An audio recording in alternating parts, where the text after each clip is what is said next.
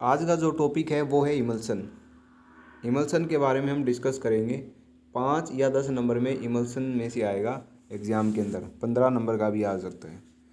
एक एक करके टॉपिक डिस्कस करेंगे। तो सबसे पहले हम डिस्कस करते इमल्सन होता क्या है। हम किसे बोलेंगे कि इमल्सन क्या है भैया, इमल्सन की डेफिनेशन क्या है। तो इमल्सन एक बाईफेजिक सिस्टम होता है। तो इमल्सन क्या होता है, एक बाईफेजिक सिस्टम होता है जिसके अंदर दो इमिसिबल लिक्विड्स होते हैं जो आपस में घुल नहीं सकते। टू इमिसिबल लिक्विड, जैसे कि वाटर और ऑयल। वाटर ऑयल का जो मिक्सचर है वो एक एग्जाम्पल है इमल्सन का, क्योंकि वो दो इमिसिबल लिक्विड होते हैं। ठीक है। अब बाईफेजिक सिस्टम है, मतलब दो फेज हैं, एक फेज ऑयल का हो गया, एक फेज वाटर का हो गया। ठीक है, तो ये हो गया emulsion is a biphasic system consisting of two immiscible liquids. ये स्मॉल सी डेफिनेशन है इमल्सन की। अगर इसको आगे लिखना है तो क्या लिखना पड़ेगा। देखिए बाईफेजिक सिस्टम कौन कौन से होते हैं, दो फेज होते हैं इसके अंदर। एक तो होता है डिस्पर्स्ड फेज और दूसरा होता है कॉन्टिन्यूस फेज। कॉन्टिन्यूस फेज को हम डिस्पर्जन मीडियम भी बोल सकते हैं। ठीक है। अब डिस्पर्स्ड फेज कौन सा होता है, डिस्पर्स्ड फेज होता है जो जो स्मॉल अमाउंट्स में होगा, वो डिस्पर्स्ड फेज होता है। और कॉन्टिन्यूस फेज कौन सा होता है, जो कि ज़्यादा अमाउंट में होगा। जैसे जैसे कि ये देख लो, ये एक बाईफेजिक सिस्टम हम लेंगे। देखिए इसके अंदर मैंने ये जितने भी हैं ये वाटर के मॉलिक्यूल्स हैं। ये वाटर है, यहाँ तक वाटर है, बीकर के अंदर इतना वाटर है। और हमने इसमें स्मॉल अमाउंट में ऐड किया ऑयल। ये ऑयल की कुछ स्मॉल अमाउंट में ऑयल ऐड कर दिया। ठीक है, इतना ही ये ऐड करना है। अब जो ये लाल वाले हैं ना, ये क्या है, वाटर मॉलिक्यूल है। और जो ब्लू है ये क्या है, ऑयल मॉलिक्यूल है। अब जो ये वाटर है ये ज़्यादा है और ऑयल है ये कम है, इसलिए क्या हो गया, ऑयल इन वाटर, वाटर के अंदर ऑयल है। तो ये एक इमल्सन का एग्जाम्पल है जहाँ पे दो फेज है, एक बाईफेजिक है ये। ठीक है। तो ये जो हो गया इसको बोलेंगे हम क्या, डिस्पर्स्ड फेज। और ये जो दूसरा है इसको बोलेंगे हम, नहीं सॉरी, इसको बोलेंगे डिस्पर्स्ड, ये है डिस्पर्स्ड फेज। ठीक है। और ये जो रेड है ये वाला कौन सा है, ये वाला हो गया कंटिन्यूस फेज। ठीक है, जो हाईएस्ट अमाउंट में होता है वो कंटिन्यूस फेज होता है, डिस्पर्जन मीडियम होता है। तो ये होता है इमल्सन। तो emulsion is an biphasic system consisting of two immiscible liquids where one liquid contains minute droplets is uniformly distributed into another liquid। ठीक है, अनदर लिक्विड के अंदर वो क्या होते हैं, डिस्ट्रीब्यूट होते हैं। किसकी हेल्प से, by using emulsifying agents. For example oil and water mixtures are emulsion when shaken together. ठीक है, तो जो ऑयल और वाटर है वो क्या होता है, वो इमल्सन का एग्जाम्पल होता है। ये होता है इमल्सन। अब जो डिस्पर्स्ड फेज होते हैं उनका पार्टिकल साइज कितना होगा, ये डिस्पर्स्ड फेज है, इनका जो पार्टिकल साइज है वो 0.1 से 100 माइक्रोन मीटर तक हो सकता है। ठीक है, जो डिस्पर्स्ड फेज का जो साइज है वो इतना हो सकता है। ठीक है। और इमल्सन्स क्या होते हैं, अनस्टेबल होते हैं। इमल्सन्स आर अनस्टेबल। इनको जो स्टेबलाइज करने के लिए इमल्सिफाइंग एजेंट यूज किए जाते हैं। ठीक है, वो सब्सटेंस जो इमल्सन को स्टेबलाइज करते हैं, the substance that are used to stabilise an emulsion is called emulsifier. उनको हम क्या बोलेंगे, इमल्सीफायर बोलेंगे। ठीक है, तो क्या कहते हैं, the substance that are used to stabilise an emulsion is called an emulsifier, या इमलजेंट भी बोल सकते हैं उनको। तो उनको क्या बोलते हैं, इमल्सीफायर बोलते हैं, जो इमल्सन को स्टेबलाइज करते हैं। ठीक है, तो ये हो गया इमल्सन और इमल्सीफायर क्या होता है, इमल्सन क्या होता है और इमल्सीफायर क्या होता है। तो ये एग्जाम्पल था। आगे जो आता है वो आता है क्लासिफिकेशन ऑफ इमल्सन्स, कि इमल्सन्स की क्लासिफिकेशन बताओ। सबसे पहली जो है वो है ऑयल इन वाटर इमल्सन। अब क्या है ऑयल इन वाटर, मतलब कि वाटर के अंदर ऑयल होगा, मतलब वाटर ज़्यादा होगा और ऑयल कुछ स्मॉल अमाउंट में होगा। तो जो स्मॉल अमाउंट में है वो डिस्पर्स्ड फेज है और जो ज़्यादा मात्रा में है वो कॉन्टीन्यूस फेज है। तो ऑयल इन वाटर मतलब वाटर के अंदर ऑयल, तो वाटर क्या हो गया, कॉन्टीन्यूस फेज, ऑयल क्या होगा, डिस्पर्स्ड फेज। तो वो इमल्सन जहाँ पे डिस्पर्स्ड फेज तो ऑयल होता है और कॉन्टीन्यूस फेज वाटर होता है, वो कहलाता है ऑयल इन वाटर इमल्सन। क्या कहलाता है वो, ऑयल इन वाटर इमल्सन।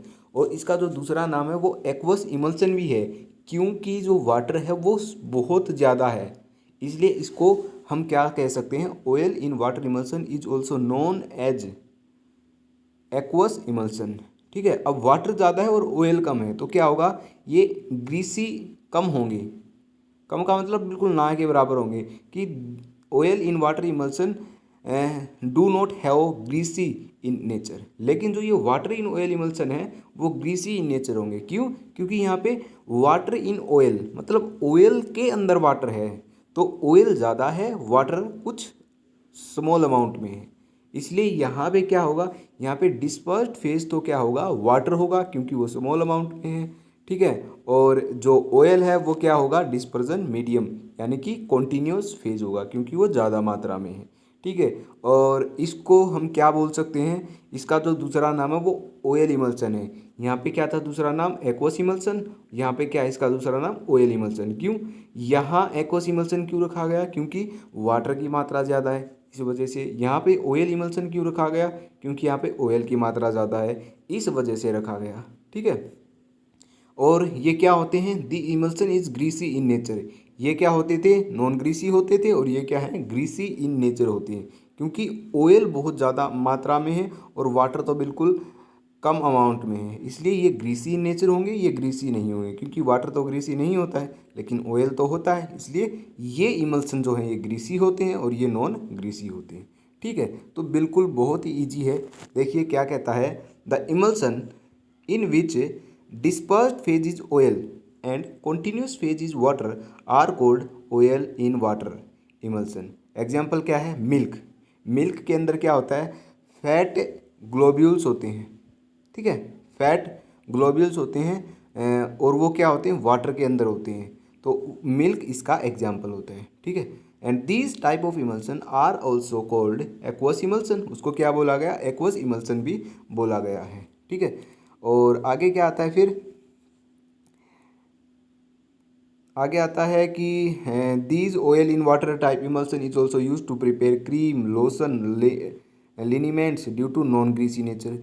क्योंकि इसका जो नेचर है वो नॉन ग्रीसी है, तो इसलिए जो ये ऑयल इन वाटर इमल्सन है ये क्या बनाने के लिए काम आते हैं, क्रीम, लोशन और लिनीमेंट्स ये बनाने के काम में भी आते हैं। ठीक है, क्यों? क्योंकि ग्रीसी इन नेचर है तो क्या होंगे, बॉडी से इजीली रिमूव हो जाएंगे, और ये इजीली रिमूव नहीं होंगे तो इसलिए वो नॉन ग्रीसी होते हैं, तो ये इजीली रिमूव फ्रॉम बॉडी। क्यों? क्योंकि ये नॉन ग्रीसी इन नेचर होते हैं। तो ये होता है ऑयल इन वाटर इमल्सन। बहुत ही आसान है, जो मतलब oil in water, oil in water से ही सब कुछ क्लियर हो जाएगा, सब कुछ आपको याद आ जाएगा कि वाटर के अंदर ऑयल है तो वाटर ज़्यादा मात्रा में है तो वो कंटिन्यूस फेज होगा, ऑयल जो है वो डिस्पर्स्ड फेज होगा, तो ऐसे इमल्सन को ऑयल इन वाटर इमल्सन बोला जाता है। वाटर ज़्यादा मात्रा में है तो क्या होगा, एक्वस इमल्सन भी बोल सकते हैं इस इमल्सन को, और वाटर ज़्यादा अमाउंट में है तो इसलिए ये नॉन ग्रीसी भी होगा, और ये क्या होगा, ये ग्रीसी होगा, है ना। और इसका उल्टा है, और इसको ऑयल इमल्सन भी बोलते हैं। The emulsion in which dispersed phase is water and continuous phase is oil are called water in oil emulsion. उनको क्या बोलेंगे, वाटर इन ऑयल इमल्सन।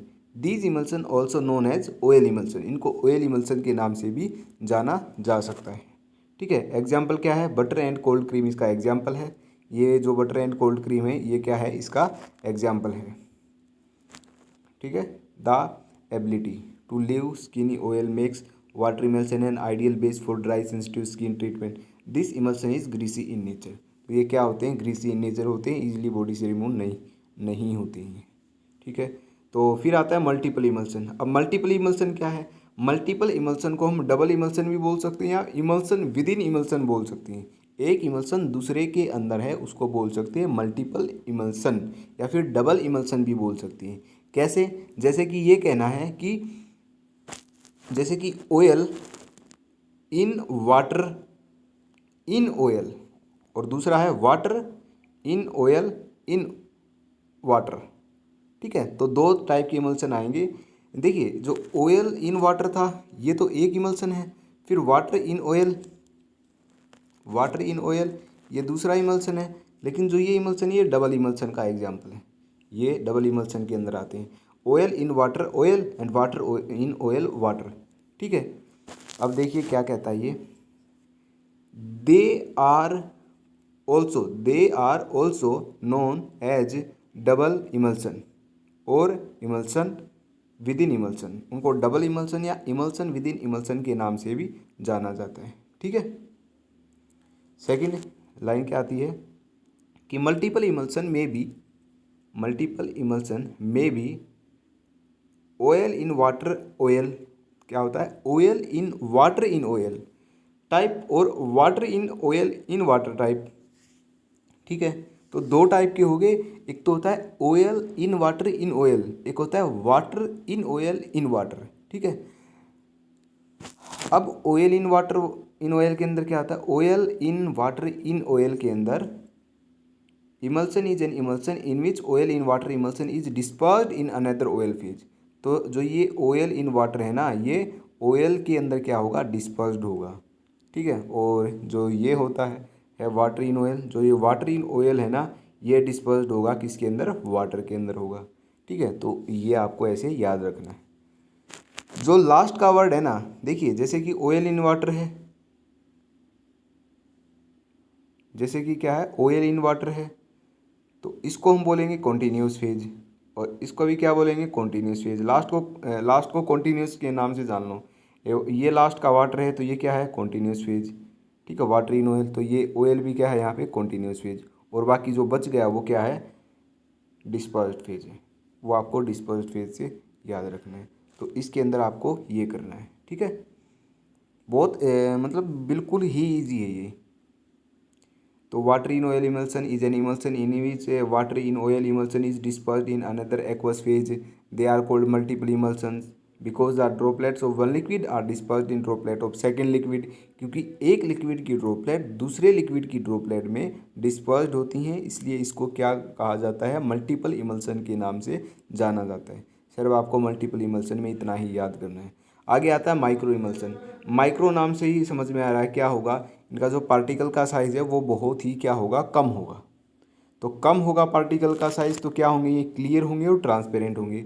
तो micro emulsion is defined as clear transparent emulsion consisting of globules less than 0.1 micron meter in diameter. वो globules जिनका जो diameter वो 0.1 micron metre से कम होगा, इस टाइप के इमल्सन को माइक्रो इमल्सन बोल देंगे। और जो माइक्रो इमल्सन ये क्लियर होते हैं और ट्रांसपेरेंट होते हैं। ठीक है। ट्रांसपेरेंट इमल्सन होते हैं। सिर्फ माइक्रो इमल्सन में इतना आपको याद करना है। ठीक है। ये हो गया क्लासिफिकेशन ऑफ इमल्सन। 4 क्लासिफिकेशन होती हैं। ऑयल इन वाटर होती है, ठीक है, ऑयल इन वाटर होती है, वाटर इन ऑयल होती है, multiple emulsion and micro emulsion. और मल्टीपल इमल्सन में फिर से 2 आती हैं। इन दोनों की डेफिनेशन लिख लो। इसका जो दूसरा नाम है वो डबल इमल्सन होता है। सिर्फ इतना इतना लिखना है। और इसमें ये दोनों एक दूसरे के उल्टा हैं। 3 पॉइंट इनके अंदर आएंगे। एक डेफिनेशन आएगी, दूसरा एक ग्रीसी नेचर होता है, तीसरा ये होता है कि इनको ऑयली फेज बोलते हैं, और इसमें फिर एक्वस होता है और ये नॉन ग्रीसी होता है, फिर डेफिनेशन आएगी। तो ऐसे आपको याद करना है क्लासिफिकेशन ऑफ इमल्सन। ठीक है। तो एग्जाम में पूछा जा सकता है कि explain in detail the classification of emulsion. तो सबसे पहले आपको इमल्सन की डेफिनेशन लिखनी है, और इमल्सन के बारे में फिर जो क्लासिफिकेशन, ये 4 क्लासिफिकेशन आपको लिखनी है। सिर्फ आपको नंबर मिल जाएंगे, इतना आपको लिखना पड़ेगा। नेक्स्ट है थ्योरीज ऑफ इमल्सन। 4 थ्योरी होती हैं, monomolecular theory, multimolecular, solid particle, formation of electric double layer. ठीक है। तो इनमें से आपको ये थ्योरी तो आपको याद करनी ही करनी है, और 3 जो बच गई उनमें से कोई भी एक थ्योरी याद करो। 4 में से 2 थ्योरी याद करनी है। ये आपको बुक से ही पढ़ना पड़ेगा, और जो ये नोट्स है बुक में से ही हैं, ये पीवी के नोट्स हैं, तो ये मैं नहीं करवा रहा है। जो ये थ्योरीज ऑफ इमल्सन है ये आपको खुद से करनी है, खुद से पढ़नी है। ठीक है। बिल्कुल 4-5 लाइन की है, इसमें ये लाइन याद करनी है, फिर इसमें इतनी ही लाइन याद करनी है। और ये पिक्चर है, ये मतलब ये है स्ट्रक्चर, ये ड्रॉ करना है। इसके नंबर मिलेंगे आपको बहुत अच्छे से। तो ये खुद से करनी है। जो नेक्स्ट टॉपिक है वो आता है हमारा फिजिकल स्टेबिलिटी ऑफ इमल्सन। देखिए, कोई भी जो इमल्सन है उसको स्टेबल कब बोला जाएगा, तब उसका जो साइज है वो वैसा का वैसा रहे। ठीक है। और कंटिन्यूस फेज के अंदर वो डिस्ट्रीब्यूट रहे, तो उसको क्या बोला जाता है, स्टेबल इमल्सन बोला जाता है। ठीक है। अब देखिए मैंने क्या किया कि एक ऑयल इन वाटर इमल्सन लिया, जैसे कि ऑयल इन वाटर इमल्सन लिया, ये है वाटर इन ऑयल इमल्सन, ये वाटर हो गए, ये वाटर की ड्रॉपलेट हो गई, ठीक है। और जो सेकंड है वो ये होगी कुछ ऑयल की ड्रॉपलेट होगी, ये ऑयल की ड्रॉपलेट हो गई। ये जो एग्जांपल ले लिया, ये ले लिया ऑयल इन वाटर का एग्जांपल, ठीक है। अब क्या किया, इसको ऊपर से हमने क्या कर दिया, कवर कर दिया, ठीक है। अब इसको हम सेक करेंगे अच्छे तरीके से, सेक करके अब इसको रख देंगे, ठीक है। तो कॉन्टीन्यूस फेज मतलब वाटर के अंदर जो ऑयल के मॉलिक्यूल्स हैं वो थ्रोवली डिस्ट्रीब्यूट हो जाएंगे अच्छे से। तो ये हमारा जो बन गया, ये पूरा का पूरा जो बन गया, ये बन गया ऑयल इन वाटर इमल्सन, ठीक है। ये एक स्टेबल इमल्सन है, ऑयल इन वाटर इमल्सन है, ठीक है। Oil in water stable emulsion है। अब क्या होगा, इसको थोड़े टाइम के लिए हम रख देंगे। तो थोड़े टाइम के बाद क्या होगा कि जो इनका जो साइज़ है ना, जो इनका ये साइज़ है, ये क्या होगा, जैसे कि ये जो ऑयल की ड्रॉपलेट्स होती हैं ये थोड़ी सी ऊपर आ जाएंगी, ऊपर आने लगेंगी। तो ऊपर आ जाएंगी तो क्या हो जाएगा, ये इसमें इनस्टेबिलिटी आ जाएगी। इसको हम फिर रिमूव भी कर सकते हैं, कैसे, फिर इसको उठाया और सेक किया, वापिस से क्या हो गया, ये स्टेबिलिटी आ गई इसमें। तो ये होता है स्टेबिलिटी। इसमें कुछ हमने ऐसा ही करना है। तो देखिए, a stable emulsion is one in which globule, a stable emulsion is one in which globules retain their size as well as remain uniformly distributed throughout the continuous phase. During storage of emulsion, instability observed as creaming.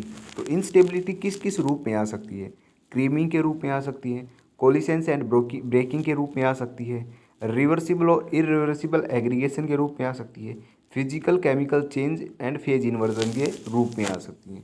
तो ये होती है instability किस चीज़ की, emulsion की। तो सबसे पहली जो इंस्टेबिलिटी है वो आती है क्रीमिंग।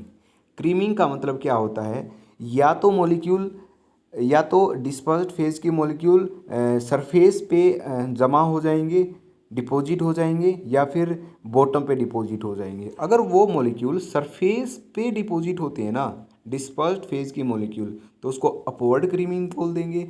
अगर वो बॉटम में होते हैं तो उसको डाउनवर्ड क्रीमिंग बोल देंगे, ठीक है। तो क्रीमिंग भी दो टाइप की होगी, upward creaming and downward creaming. और क्रीमिंग क्या होती है, क्रीमिंग एक ऐसी कंडीशन होती है जिसके अंदर डिस्पर्स्ड फेज के मॉलिक्यूल्स डिपॉजिट हो जाते हैं या तो सरफेस पे या फिर बॉटम पे, ठीक है, किस चीज़ के, डिस्पर्स्ड हो जाएंगे। अब अपवर्ड क्रीमिंग किसके अंदर होगी, अपवर्ड क्रीमिंग होगी ऑयल इन वाटर इमल्सन के अंदर, और लेकिन जो डाउनवर्ड क्रीमिंग है वो होगी वाटर इन ऑयल इमल्सन के अंदर। ये चीज़ आपको याद रखनी है, upward creaming oil in water के अंदर होगी और downward creaming water in oil के अंदर होगी, ठीक है। तो मैंने इतना बता दिया और इतना ही लिखना है। अब देखिए पॉइंट टू पॉइंट क्या कहता है, creaming it is a reversible phenomena. अब देखिए रिवर्सिबल किस तरीके से है कि ये अपवर्ड क्रीमिंग है, मान लिया ये जो ऑयल के ड्रॉपलेट हैं ये ऊपर हो गए, ऊपर डिपॉजिट हो गई। तो क्या किया, इसको वापस से हमें सेक करेंगे तो वापस से ये थ्रोली डिस्ट्रीब्यूट हो जाएंगे। तो ये क्या हो जाएगा, ये एक रिवर्सिबल फिनोमिना है। इसको वापस से जो ये इनस्टेबिलिटी है इसको हम ब्रेक कर सकते हैं, फिर से वापस से जो इमल्सन है वो स्टेबल हो जाएगा, ठीक है। तो ये है क्रीमिंग, जो कि एक रिवर्सिबल फिनोमिना है। और नेक्स्ट जो आता है कोलिसेंस एंड ब्रेकिंग, वो एक इरिवर्सिबल फिनोमिना है।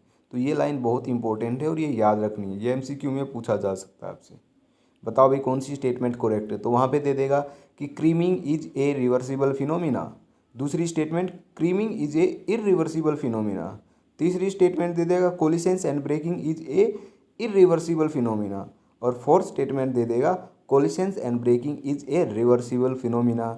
और जो फिफ्थ ऑप्शन है होता नहीं है, फिर भी अगर देगा तो ये देगा कि both A and B are correct. तो आपको आंसर चूज करना है both A and B are correct, क्योंकि क्रीमिंग एक रिवर्सिबल फिनोमिना है एंड कोलिसेंस एंड ब्रेकिंग एक इरिवर्सिबल फिनोमिना है। तो ये आपको याद रखना है।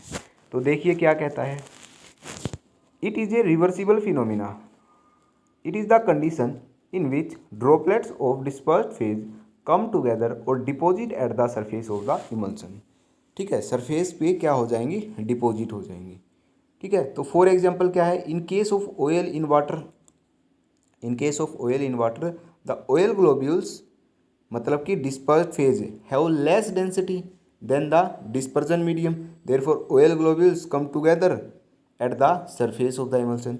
जिसकी डेंसिटी ज़्यादा होगी वो नीचे रहेगा, जिसकी कम होगी वो ऊपर आ जाएगा। ठीक है, तो ऑयल्स की जो डेंसिटी है यहाँ पे कम है, इसलिए वो क्या आ जाएंगे, ऊपर आ जाएंगे। ठीक है, this is known as upward creaming. तो इसको क्या बोलेंगे, this is known as upward creaming. While in water in oil क्या होगा, emulsion of density of dispersed phase is more than that of dispersion medium, therefore oil globules come together at the bottom and lower part of the emulsion, this is known as downward creaming. तो इसी को क्या बोल देंगे, downward creaming बोल देंगे। तो ये क्या है, ये है डाउनवर्ड क्रीमिंग। ठीक है, समझ में आया क्रीमिंग क्या है। फिर देखिए आगे, देखिए क्या कहता है। आगे कहता है कि क्रीमिंग ना स्टोक्स लॉ को ओबे करता है। किसको ओबे करता है, स्टोक्स लॉ को ओबे करता है। देखिए, creaming is not considered as breaking of emulsion but it is a reversible process. Creaming can be reversed by shaking of बोतल and particle against come in disperse state. तो क्रीमिंग को कैसे break किया जा सकता है, उसको बोतल को क्या कर दो आप, शेक कर दो, तो ये रिवर्सिबल फिनोमिना है। वापिस से जो इमल्सन है वो स्टेबल हो जाएगा। तो उसमें इनस्टेबिलिटी है, जो क्रीमिंग है वो नहीं रहेगी। तो ये जो रेट ऑफ क्रीमिंग है ये किसको ओबे करेगा, ये स्टोक्स लॉ को ओबे करेगा। अब जो स्टोक्स लॉ है वो ये होता है, स्टोक्स लॉ को ओबे करेगा कि v is equal to d square into rho s minus rho naught into g upon में 18 ईटा नोट। अब यहाँ पे जो v है वो होता है टर्मिनल वेलोसिटी और d होता है diameter of dispersed phase particle, जो डिस्पर्स्ड फेज में जो पार्टिकल है उनका डायमीटर। ठीक है, रो s minus rho note, rho S जो होता है वो डिस्पर्स्ड फेज की डेंसिटी होती है और रो नोट होता है वो डिस्पर्जन मीडियम की होती है। जी एक्सेलरेशन ड्यू टू ग्रेविटी होता है और ईटा नोट जो होता है वो होता है विस्कोसिटी ऑफ डिस्पर्जन मीडियम।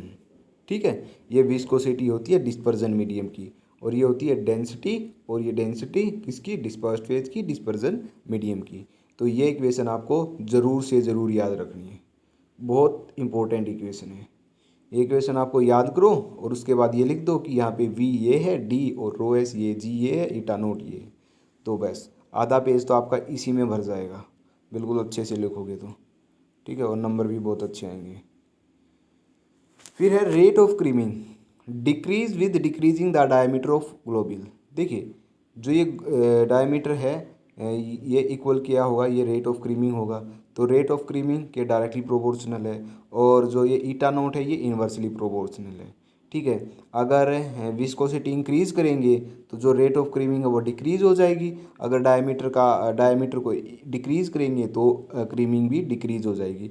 हमको वहाँ पे कोई भी इंक्रीज का पॉइंट नहीं लिखना है कि हम कहेंगे कि डायमीटर इंक्रीज करने से क्रीमिंग इंक्रीज हो जाएगी।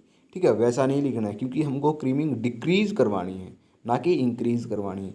इसलिए सिर्फ हम दो ही पॉइंट लिखेंगे कि डायमीटर के डिक्रीज होने से, डिस्पर्स्ड फेज के डायमीटर से डिक्रीज होने से क्रीमिंग डिक्रीज होगी और विस्कोसिटी बढ़ाने से क्रीमिंग डिक्रीज होगी। तो ये दो पॉइंट आपको लिखने हैं। जो ये फर्स्ट पॉइंट है ये लिखना है, सेकंड पॉइंट है वो ये लिखना है। ठीक है, नेक्स्ट है कोलिसेंस एंड ब्रेकिंग। क्या होता है कोलिसेंस एंड ब्रेकिंग, किसे कहते हैं कोलिसेंस एंड ब्रेकिंग। कोलिसेंस एंड ब्रेकिंग क्या होता है, ये एक रिवर्सिबल फिनोमिना होता है, इरिवर्सिबल फिनोमिना होता है। ठीक है, मैंने बताया था कि it is a irreversible phenomena. It is the condition in which interfacial film around the dispersed globule is not sufficient strong which cause merging और aggregation of dispersed globules and form a large globules. अब क्या होगा कोलिसेंस and breaking के अंदर, ये molecule ये देखिए, ये बहुत सारे मॉलिक्यूल आपस में एग्रीगेट हो जाएंगे और ये ना एक बड़ा मॉलिक्यूल बना लेंगे आपस में, तो इसी को बोलते हैं कोलिसेंस, इसी को बोलते हैं कोलिसेंस। तो ये बड़ा मॉलिक्यूल बना लेंगे। ठीक है, जो डिस्पर्स्ड फेज के हैं वो बड़ा मॉलिक्यूल बना लेंगे। तो ये क्या हो गया, कोलिसेंस एंड ब्रेकिंग। ठीक है, दिखाया गया, आपको बताया गया है कि aggregation of dispersed globules and form a large globule. सही है, तो कोलिसेंस को कैसे प्रिवेंट किया जा सकता है, coalescence can be prevented by thick और strong interfacial film by enhancing viscosity of emulsion. अब देखिए विस्कोसिटी इंक्रीज कर दोगे तो देखिए ये जो पार्टिकल्स हैं ये अब इतना दूर हैं, मान लिया 4 पार्टिकल ये इतना दूर है, अगर विस्कोसिटी इंक्रीज होगी तो इन पार्टिकल्स को आपस में एग्रीगेट होना है, ये एग्रीगेट होना क्या हो जाएगा, मुश्किल हो जाएगा बहुत ही, विस्कोसिटी इंक्रीज होने से। अगर विस्कोसिटी भाई कम है तो क्या होगा, ये इजीली क्या है, ये एग्रीगेट हो सकती हैं और लार्ज मॉलिक्यूल क्या बना सकते हैं। लेकिन विस्कोसिटी इंक्रीज कर दी तो इनको बहुत डिफ़िकल्ट हो जाएगा आपस में एक दूसरे के नज़दीक आना, एग्रीगेट होना। तो एग्रीगेट नहीं होंगे तो क्या होगा, एक लार्ज मॉलिक्यूल नहीं बनेगा, तो कोलिशंस एंड ब्रेकिंग नहीं होगा। तो जो कोलिशंस है वो प्रिवेंट किया जा सकता है विस्कोसिटी को इंक्रीज करके। ठीक है, नेक्स्ट आता है फिजिकल एंड केमिकल चेंज। अब फिजिकल एंड केमिकल चेंज क्या आता है कि भैया चेंज इन कलर या चेंज इन ऑर्डर, ये होगा तो जो इमल्सन है वो क्या हो जाएगा, अनस्टेबल हो जाएगा, तो अनस्टेबल हो जाएगा। और डिकम्पोजिशन ऑफ एपीआई, एपीआई मतलब एक्टिव फार्मास्यूटिकल इंग्रेडिएंट, इसमें अगर डिकम्पोजिशन होगी तो भी क्या हो जाएगा, अनस्टेबल हो जाएगा। तो ये फिजिकल एंड केमिकल चेंज भी क्या है, इनस्टेबिलिटी ऑफ इमल्सन का एक पॉइंट है। ठीक है, तो this includes change in colour, change in order and decomposition of API, active pharmaceutical ingredient. ठीक है, नेक्स्ट आता है फेज इन्वर्जन। फेज इन्वर्जन क्या होता है, फेज इन्वर्जन का मतलब होता है कि एक फेज दूसरे फेज में कन्वर्ट हो जाएगा। जैसे कि ऑयल इन वाटर जो इमल्सन है वो वाटर इन ऑयल इमल्सन में कन्वर्ट हो जाएगा। क्यों कन्वर्ट हो जाएगा, क्योंकि जो इमल्सीफाइंग एजेंट है वो चेंज हो जाएगा, उसकी कंपोजिशन चेंज हो जाएगी, इस वजह से वो चेंज हो जाएगा। तो फेज इन्वर्जन का मतलब होता है एक टाइप का इमल्सन दूसरे टाइप के इमल्सन में बदलना। मतलब ऑयल इन वाटर इमल्सन जब वाटर इन ऑयल इमल्सन में कन्वर्ट होता है तो वो फेज इन्वर्जन कहलाता है।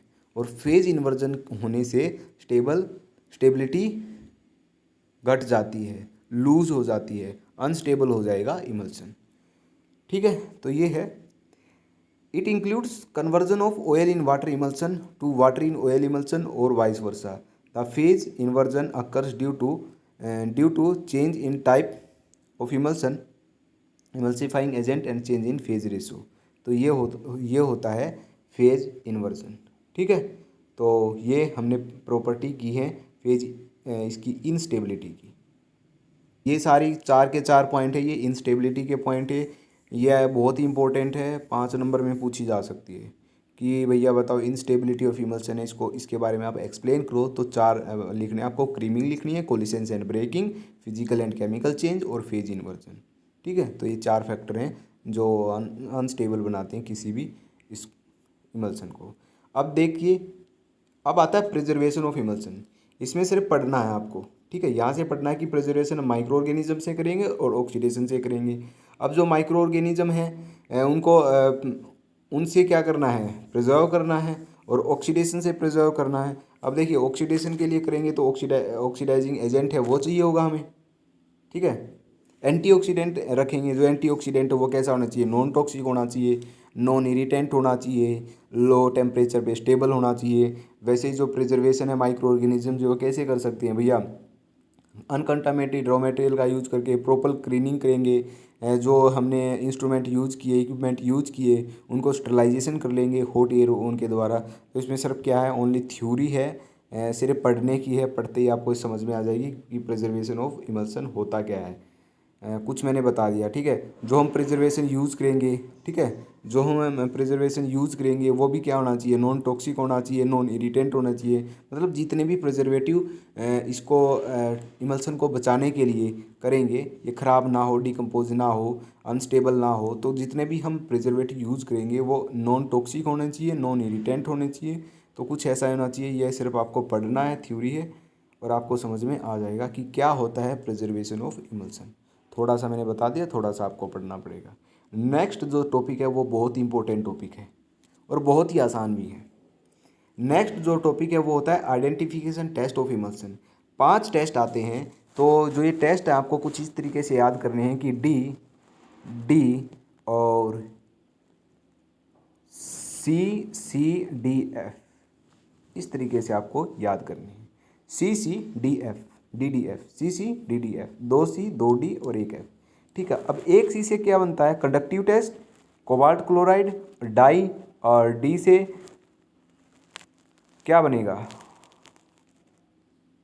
और डी से क्या बनेगा, डाई बनेगा, कोबाल्ट क्लोराइड बनेगा और डाइल्यूशन बनेगा। ठीक है, तो डी डी सी सी और एफ से fluorescence, dilution, dye, conductivity, cobalt chloride. अब देखिए ये तो आपको याद कर ही लोगे। डाइल्यूशन टेस्ट क्या होता है, नाम से पता लग रहा है कि डाइल्यूशन करना है, या तो वाटर का करेंगे या ऑयल का करेंगे। कंडक्टिविटी टेस्ट मतलब कि इलेक्ट्रिसिटी पास करवाएंगे, तब पता चलेगा किस टाइप का इमल्सन है। ठीक है, कोबाल्ट क्लोराइड सॉल्यूशन का यूज़ करेंगे। डाई सोलिबिलिटी, यहाँ पे हम डाई का यूज़ करेंगे। फ्लोरेसेंस टेस्ट, यहाँ पे हम अल्ट्रावायलेट रेडिएशंस का यूज़ करेंगे। देखिए डाइल्यूशन टेस्ट में हम क्या करेंगे, अगर इमल्सन को हम वाटर के साथ डाइल्यूट कर देंगे, वाटर के साथ डाइल्यूट किया इमल्सन को, तो वाटर हो गया ज़्यादा मात्रा में। ठीक है, तो ज़्यादा मात्रा में, और ऑयल हो जाएगा कम मात्रा में, तो हम उसको क्या कह देंगे, ऑयल इन वाटर टाइप है भैया ये। If the emulsion is diluted with water then it is oil in water type. अगर हम उसी इमल्सन को ऑयल के साथ डाइल्यूट कर दें तो वो वाटर इन ऑयल इमल्सन बन जाएगा, क्योंकि ऑयल की जो अमाउंट है वो क्या हो जाएगी, वो बढ़ जाएगी। तो if the emulsion is dilute with oil then it is water in oil type. ठीक है, तो ये क्या हो जाएगा, वाटर इन ऑयल टाइप हो जाएगा। नेक्स्ट है कंडक्टिविटी टेस्ट। अब क्या करेंगे, एक इमल्सन लेंगे, ठीक है, ये इमल्सन है, इसमें दो इलेक्ट्रोड डालेंगे। अब दो इलेक्ट्रोड डालने के बाद इस इलेक्ट्रोड्स को जो ये बल्ब है इसके साथ कनेक्ट करवाएंगे। अब इलेक्ट्रोड में करवाएंगे और इलेक्ट्रिसिटी पास करेंगे ना, जैसे ही अगर इसमें वाटर की अमाउंट ज़्यादा होगी ना, वाटर अमाउंट ज़्यादा होगी। अब वाटर अमाउंट किसके अंदर ज़्यादा होती है, ऑयल इन वाटर के अंदर।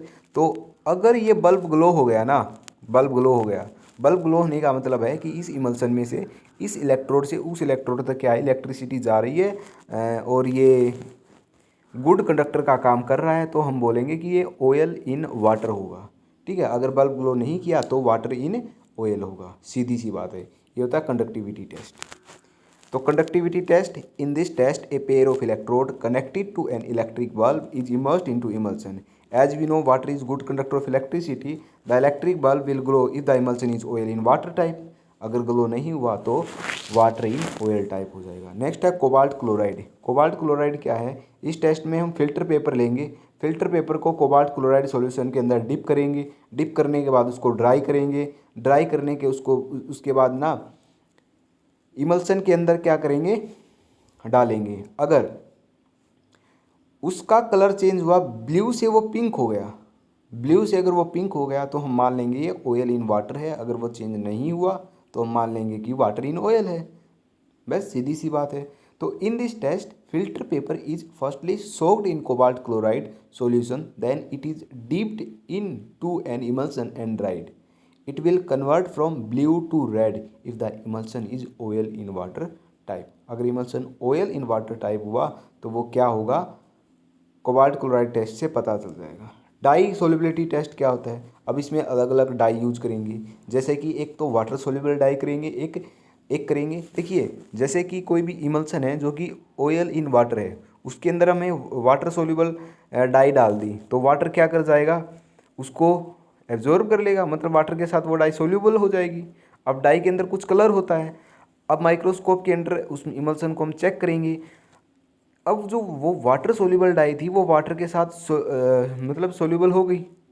ठीक है, तो वो रेड दिखेगा, वाटर रेड दिखेगा। बाकी जो ऑयल था, ऑयल के साथ डाई सोल्यूबल नहीं हुई तो ऑयल क्या दिखेगा, कलरलेस दिखेगा। अगर ऐसा हुआ तो वो इमल्सन जो है वो ऑयल इन वाटर होगा। अगर ऑयल सोल्यूबल डालेंगे तो ऑयल के साथ सोल्यूबल हो जाएगी, तो माइक्रोस्कोप के अंदर में फिर ऑयल दिखेगा रेड, तो ऑयल रेड दिखेगा, और बाकी जो वाटर है वो क्या दिखेगा, वाटर है वो क्या दिखेगा, कलरलेस दिखेगा। ठीक है, तो वहाँ मान लेंगे कि ये वाटर इन ऑयल है। ठीक है, बस ऐसा ही करना है आपको। तो डाई सोल्युबिलिटी टेस्ट के अंदर सिर्फ इतना ही है, when an emulsion is mixed with a water soluble dye such as amaranth and viewed through the microscope, the emulsion will be oil in water type if the continuous phase appears red. If the staggered globule appear red and continuous phase colorless, then water in oil type. Similarly, if the oil soluble such as claret, Red Sea and Sudan. Third is added to an emulsion. The continuous phase will appear red in case of water in oil type emulsion. ये था डाइसोल्युबिलिटी test. Fluorescent test क्या होता है कि in this the emulsion is exposed to ultraviolet radiations.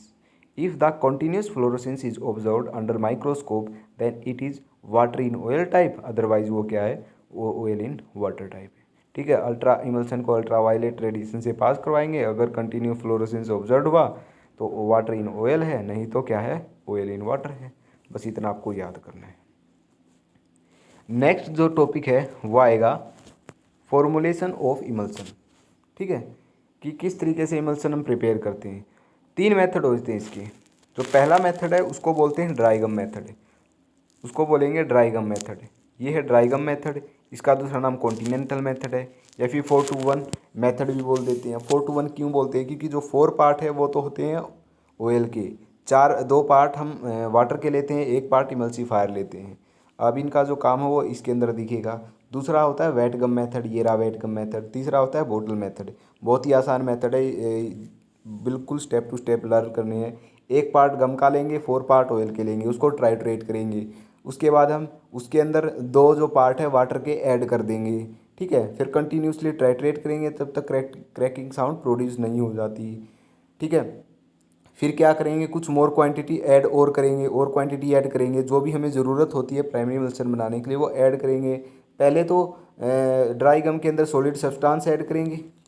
ठीक है, यहाँ पे हम सॉलिड सब्सटेंस ऐड करेंगे। उसके बाद में ऑयल सोल्यूबल सब्सटेंस करेंगे। उसके बाद ताकि जो इमल्सन है वो ब्रेक ना हो जाए। उसके बाद जो प्राइमरी इमल्सन है वो तैयार हो जाएगा, और मतलब फाइनली तैयार नहीं होगा, लेकिन प्राइमरी इमल्सन तैयार हो गया। कुछ प्राइमरी इमल्सन तैयार हो गया, उसके बाद उसको ट्रांसफ़र करेंगे कैलिब्रेटेड वेसल में। अब जैसा भी हमें जिस भी वॉल्यूम का हमें इमल्सन चाहिए उसको वाटर के साथ क्या करेंगे, फाइनल वॉल्यूम बना लेंगे। ठीक है, तो ये स्टेप्स हैं। यही जो सिमिलर स्टेप्स होंगे वो होंगे वेट गम मेथड के अंदर। लेकिन जो फ़र्क है वो आपको यहाँ पे दिखेगा कि यहाँ पे सबसे पहले 1 पार्ट गम का लिया और 4 पार्ट ऑयल के लिए, इसको ट्राइट्रेट करवाया। लेकिन इधर क्या होता है, इधर सबसे पहले 1 पार्ट गम का लिया जाता है और 2 पार्ट वाटर के लिए जाते हैं। पहले गम और वाटर लिया जाता था, ऊपर गम और ऑयल लिया जाता था। लेकिन जो वेट गम है उसके अंदर 1 पार्ट गम का और 2 पार्ट वाटर के, उसके बाद ऑयल मिलाया जाएगा। तो इन स्टेप्स में वेरिएशन है, बाकी स्टेप बिल्कुल सेम आएंगे।